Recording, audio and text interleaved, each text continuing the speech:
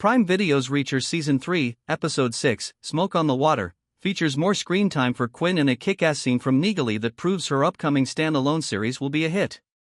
While the best villains of Reacher Season 3, Polly Van Hoven and Xavier Quinn, were mostly on standby for the first 5 episodes, Reacher Season 3, Episode 6 finally gets both of them front and center in thrilling ways. Reacher must act swiftly to assist Susan Duffy in saving TERESA, now that Quinn and Richard Beck have exposed his true intentions. Reacher Season 3, Episode 6 reveals the true dynamic between Quinn and Beck, which is far from a mutually beneficial partnership and more of a hostage situation.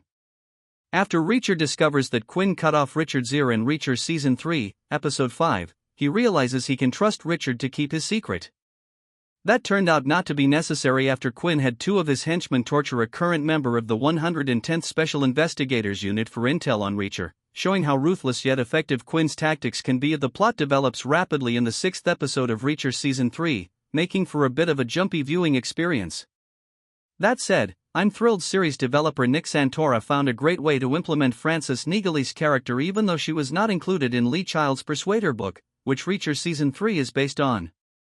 In the 2 scenes that she's in, Neagley offers both tactical skill and hilarious one-liners, which makes the prospect of her upcoming standalone Amazon series all the more promising. Neagley offers both tactical skill and hilarious one-liners, which makes the prospect of her upcoming standalone Amazon series all the more promising. Reacher Season 3, Episode 6, also reveals a dark side to Reacher's love interest and sidekick Susan Duffy, who opts to leave one of Quinn and Beck's guys on a burning boat to die.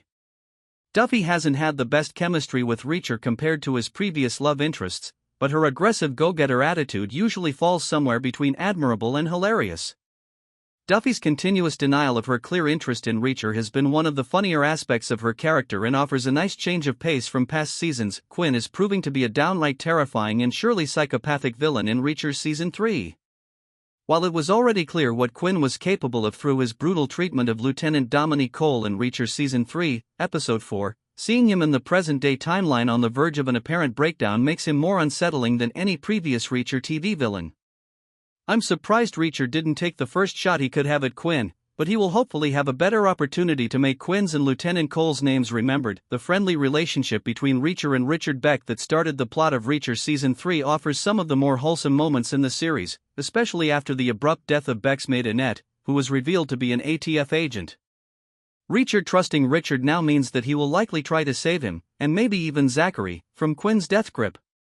Now that both Reacher and Duffy are more motivated than ever before, they will likely exhaust all possible resources to take Quinn out. Whatever Reacher Season 3 lacks in character chemistry, it makes up for in gripping action sequences and series best villains. Another standout scene was Reacher stealthily killing some Quinn henchmen in the darkened woods, bringing the series back to Reacher's epic face paint murder spree from Season 1.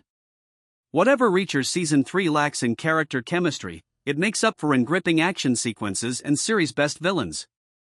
Even though watching Reacher undercover was thrilling and suspenseful thus far, I'm looking forward to seeing Reacher in his true fearless form again now that the cat's out of the bag.